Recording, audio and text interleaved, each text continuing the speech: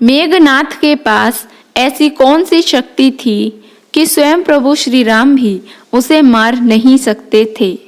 कुंभकर्ण के अंत के बाद रावण के पास अब केवल एक उसका पुत्र इंद्रजीत ही रह गया था। उसने इंद्रजीत को आदेश दिया कि वह युद्ध की ओर कूच करे। इंद्रजीत ने अपने पिता के आदेश पर सबसे पहले कुल देवी माता निकुंभला का आशीर्वाद लिया और उसके उपरांत वह रणभूमि की ओर चल पड़ा। जैसे ही युद्ध आरंभ हुआ, एक एक करके सारे योद्धा इंद्रजीत के हाथों या तो वीर गति को प्राप्त हो गए, या तो भागने लगे, या तो पराजित हो गए। अंत में लक्ष्मण जी और इंद्रजीत के बीच द्वंद्व होने लगा। जब इंद्रजीत के सारे अस्त्र विफल हो गए तो उसने अदृश्य होकर पीछे से सारी वानर सेना भगवान श्री राम और लक्ष्मण जी पर नागपाश का प्रयोग किया। तब ही हनुमान जी को एक युक्ति सूझी कि भगवान गरुड़ इस नागपाश को काट सकते हैं। अतः हनुमान जी तुरंत ही गरुड़ जी को ले आए और गरुड़ जी ने सभी को नागपाश के बंधन से मुक्त कर दिया। जब रावण को यह पता चला कि सभी वानर सैनिक भगवान श्री राम और लक्ष्मण जी नागपाश से मुक्त हो गए हैं, तो क्रोध में आकर उसने दूसरे दिन एक बार फिर इंद्रजीत को आदेश दिया कि वह एक बार फिर युद्ध भूमि की ओर कूच करे। एक बार फिर अपने पिता की आज्ञा को शिरोधार्य करके माता निकुंभला का आशीर्वाद लेकर इंद्रजीत रणभूमि की ओर निकल पड़ा। इस बार उसने रणभूमि में घोषणा की कि आज वह एक भी वानर सैनिक को जीवित नहीं छोड़ेगा और कम से कम दोनों भाइयों में से अर्थात राम जी और लक्ष्मण जी में से किसी एक को तो मार ही देगा। इसी उद्घोषणा के साथ वह पहले दिन से भी कहीं अधिक भयंकरता के साथ युद्ध करने लगा। उसकी इस ललकार को सुनकर लक्ष्मण जी भगवान श्री राम की आज्ञा लेकर उसका सामना करने चल पड़े। दोनों के बीच भयंकर द्वंद्व छिड़ गया, परंतु दोनों ही टस से मस होने के लिए तैयार नहीं थे। जब लक्ष्मण जी मेघनाथ पर भारी पड़ने लगे, तब मेघनाथ को एक युक्ति सूझी और वह अदृश्य होकर माया युद्ध करने लगा। इस पर लक्ष्मण जी उस पर ब्रह्मास्त्र चलाने की आज्ञा भगवान श्री राम से लेने लगे, परंतु भगवान श्री राम ने इसे नीति विरुद्ध कहकर रोक दिया और फिर एक बार लक्ष्मण जी भगवान श्री राम की आज्ञा लेकर दोबारा से मेघनाथ के साथ युद्ध करने लगे।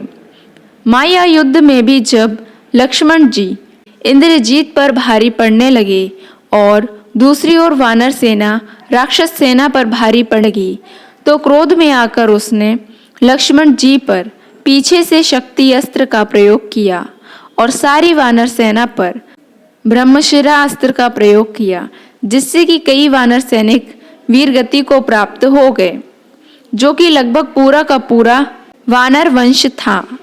अब हनुमान जी वानर सेना को बचाने दौड़े तो इंद्रजीत ने उन पर भी वैष्णव अस्त्र का प्रयोग किया, परंतु उन्हें भगवान श्री ब्रह्मा जी का वरदान होने के कारण कुछ नहीं हुआ और वे तुरंत ही सारे वानर सैनिकों और लक्ष्मण जी को बचाने निकल पड़े। इधर दूसरी ओर मेघनाथ घायल लक्ष्मण जी को उठाने का प्रयत्न करने लगा, परंतु उन्हें हिला भी नहीं सका।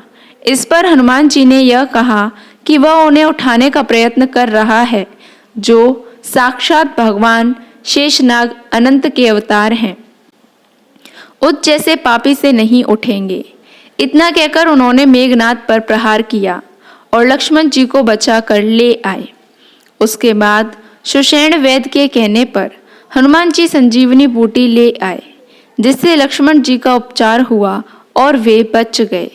जब रावण को यह पता चला कि लक्ष्मण जी सकुशल हैं, तो इस बार उसने फिर से इंद्रजीत को यह आदेश दिया कि वह तुरंत ही माता निकुंभला का तांत्रिक यज्ञ करे और उनसे वह दिव्य रथ प्राप्त करे। जब गुप्तचरों से इस बात का विभीषण जी को पता चला तो उन्होंने तुरंत ही भगवान श्री राम को सारी सूचना दी। भगवान श्री राम ने विभीषण जी को आदेश दिया कि वह तुरंत ही उसका यज्ञ भंग कर दें। विभीषण जी की सहायता से एक गुप्त मार्ग से सभी वानर सैनिक उस गुफा में पहुंच गए जहां पर इंद्रजीत यज्ञ कर रहा था। उस गुफा में घुसकर वानर सैनिकों ने उसका यज्ञ भंग कर दिया और उसे बाहर निकलने पर विवश कर दिया। क्रोधित इंद्रजीत ने जब देखा विभीषण जी वानर सेना को लेकर के आए हैं तो क्रोध में आकर उसने विभीषण जी पर यम अस्त्र का प्रयोग किया, परंतु यक्षराज कुबेर ने पहले ही लक्ष्मण जी को उसकी काट बता दी थी। लक्ष्मण जी ने उसी का प्रयोग करके यम अस्त्र को निस्तेज कर दिया।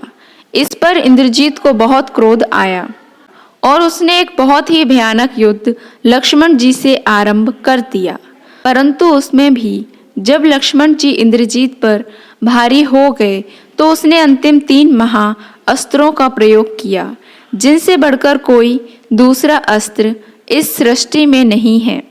सबसे पहले उसने ब्रह्मांड अस्त्र का प्रयोग किया। इस पर भगवान ब्रह्मा जी ने उसे सावधान किया कि यह नीति विरुद्ध है, परंतु उसने ब्रह्मा जी की बात ना मानकर उसका प्रयोग लक्ष्मण जी पर किया।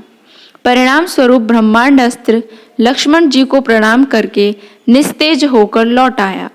फिर उसने लक्ष्मण जी पर भगवान शिव का पाशुपतास्त्र प्रयोग किया, परंतु वह भी लक्ष्मण जी को प्रणाम करके लुप्त हो गया। फिर उसने भगवान विष्णु का वैष्णव अस्त्र लक्ष्मण जी पर प्रयोग किया, परंतु वह भी उनकी परिक्रमा करके लौट आया।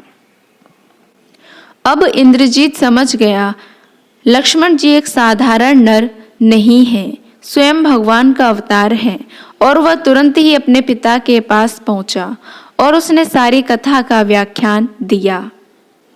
परंतु रावण तब भी नहीं माना और उसने फिर से इंद्रजीत को युद्ध भूमि में भेज दिया।